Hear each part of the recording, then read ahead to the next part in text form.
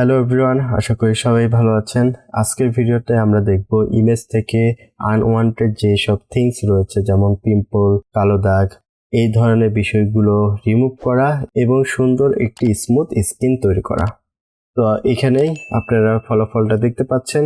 তো চলুন আজকের ভিডিওটি শুরু করা যাক।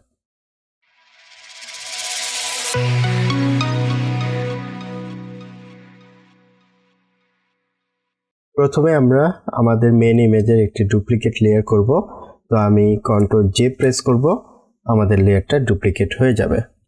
তো এই ডুপ্লিকেট লেয়ারে আমরা মূলত আমাদের ইমেজের যেসব অপ্রয়োজনীয় দাগগুলো রয়েছে বা ব্রণ রয়েছে এগুলোকে মুছে ফেলবো। এগুলো মুছে ফেলার জন্য আপনি যে কোনো ধরনের রিমুভ টুল ইউজ করতে পারেন। তো এখান থেকে আমরা যদি স্পট হিলিং প্যাচ বা যে কোনো টুল হতে পারে, সেটা ক্লোন টুল, এগুলো দিয়েও আপনি মুছতে পারবেন। তো এখান থেকে আমি ধরুন প্রথমে হিলিং ব্রাশ টুলটা নিলাম। আমি সবগুলো একটু একটু করে দেখাবো। এখানে অল্টা ধরবো, মাউসের চাকা উপর দিকে নিয়ে আসবো, আমাদের এই অংশটা জুম হয়ে আসবে। অবশ্যই এখানে টাইপে কন্টেন্ট নেওয়ার অপশন রাখবেন। এরপর আমরা থার্ড ব্র্যাকেট ইউজ করে মাউস ছোট বড় করতে পারি।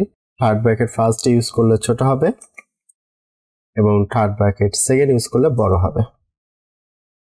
তো আমি ছোট করে এই অংশটাকে লেফট বাটন চেপে ধরে ড্র্যাগ করব, তাহলে এই অংশটা মুছে যাবে। ঠিক একইভাবে অন্যান্য অংশ আমি মুছে ফেলবো।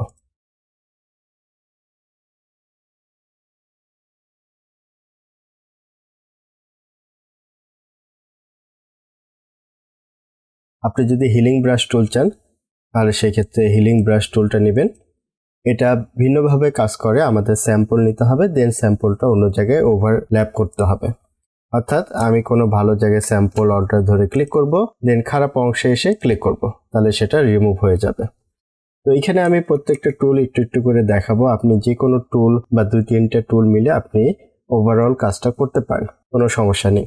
এখানে অল্টার ধরে স্যাম্পল নেব, দেন এই অংশে ক্লিক করব, তাহলে আমাদের এটা রিমুভ হয়ে গিয়েছে।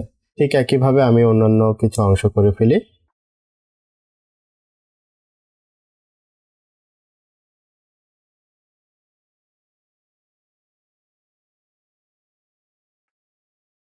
এই পর্যায়ে আমি প্যাচ টুলটা ইউজ করব। এখানে প্যাচ টুলটা নিলাম। প্যাচ টুলের কাজ হচ্ছে খারাপ অংশটা আপনি সিলেকশন করবেন, দেন ভালো অংশে গিয়ে সেটা ছেড়ে দেবেন। এখানে আমি লেফট বাটন চেপে ধরে ড্র্যাগ করলাম, দেন এই স্যাম্পলটা টেনে ভালো অংশে এনে ছেড়ে দেব, তাহলে ভালো অংশের স্যাম্পলটা এই অংশে মিক্স হয়ে যাবে।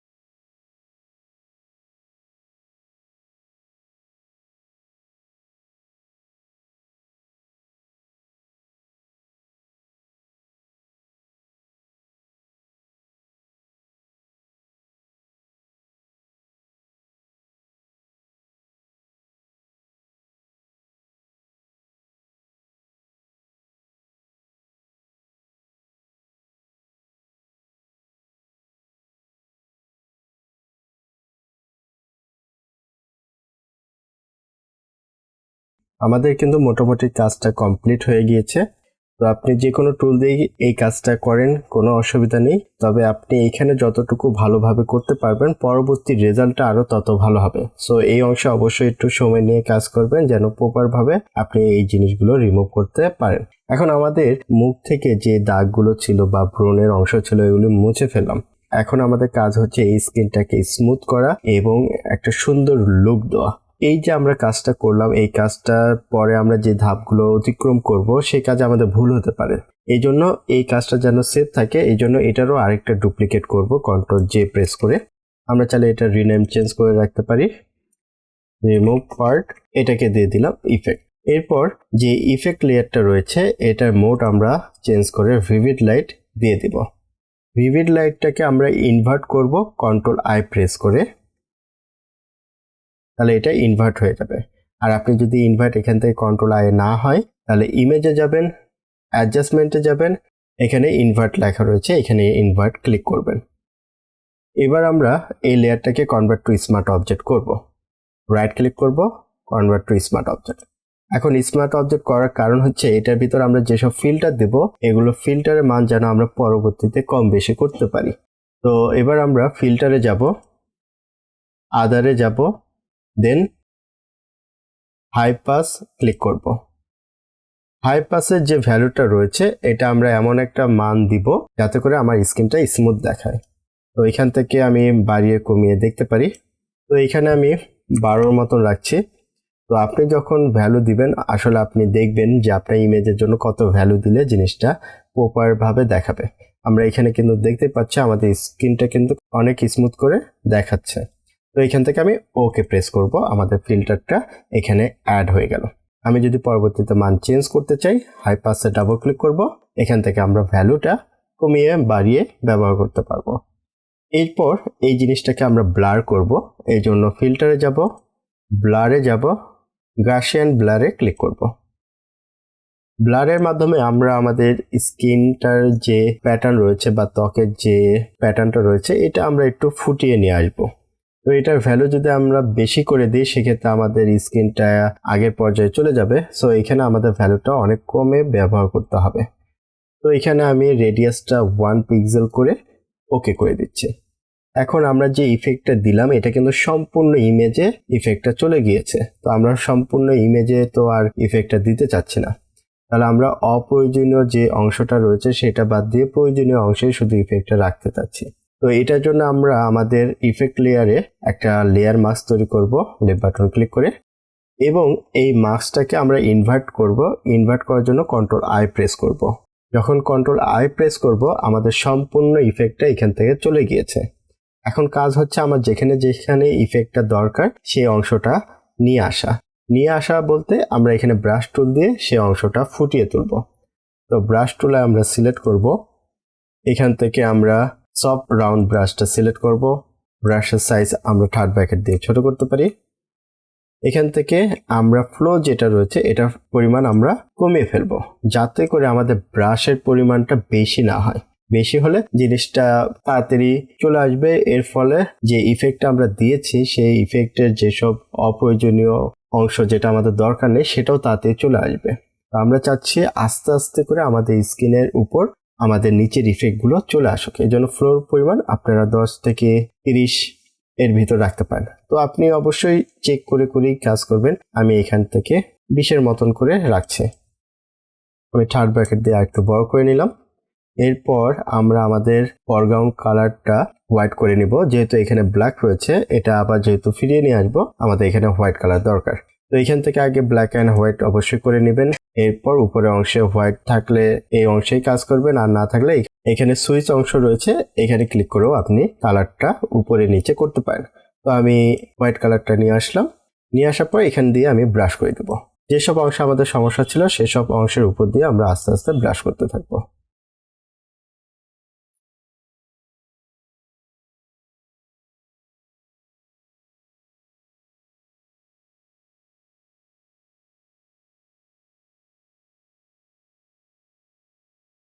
এখানে ফ্লোর পরিমাণ আমি আরো কমিয়ে নিচ্ছি, দেন আমি নিচের অংশে একটু ব্রাশ করে দেব।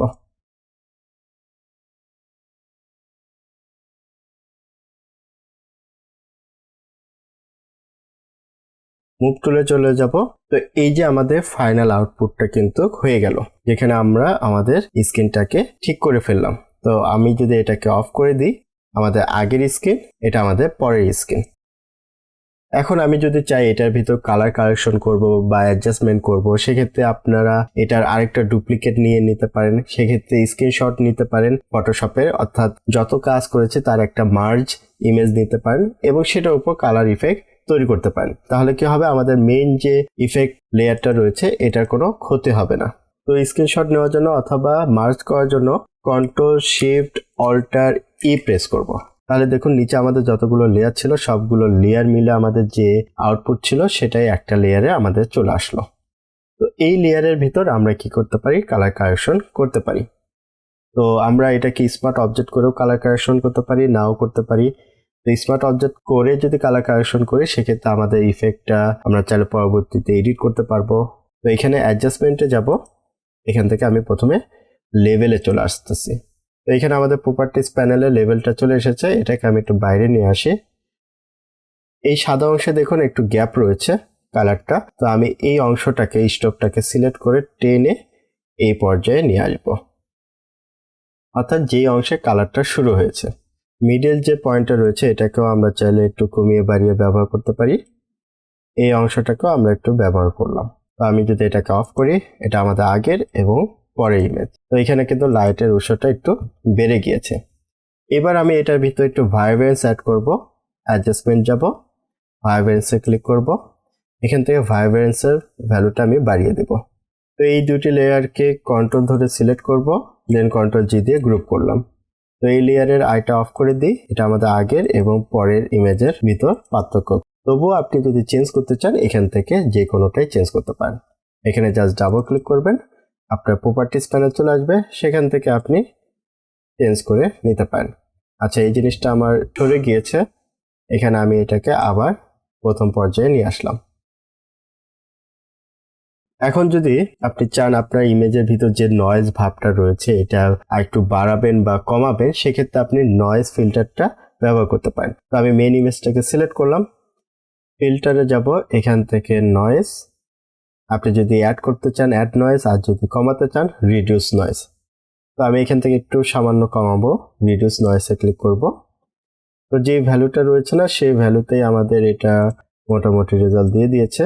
তো আমি যদি এখানে প্রিভিউ অফ করি, আগে পরে, বা এখানেও যদি আমি ঠেসে ধরি, দেখুন আগে পরে সামান্য একটু আমাদের নয়েজটা কিন্তু কমে গিয়েছে।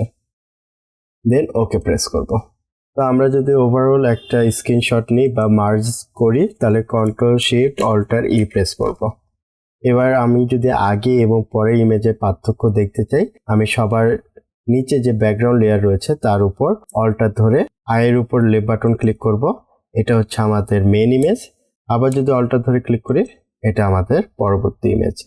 আবার যদি অল্টার ধরে এখানে ক্লিক করি, তাহলে আমাদের এটা হচ্ছে এডিটিং এর পর ফাইনাল আউটপুট। তাহলে দেখতেই পাচ্ছে আমাদের এখানে কিন্তু ইমেজের ভিতর থেকে যে অপ্রয়োজনীয় দাগ রয়েছে সেগুলো তো সরিয়ে ফেলেছি, একই সাথে আমরা স্কিনটাকে স্মুথ করেছি এবং কালার কারেকশন করেছি।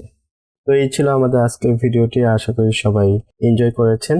আপনারা যারা আমার ভিডিও নিয়মিত দেখেন কিন্তু সাবস্ক্রাইব করে রাখেননি, আপনাদের কাছে অনুরোধ থাকবে আপনারা সাবস্ক্রাইব করে নেবেন।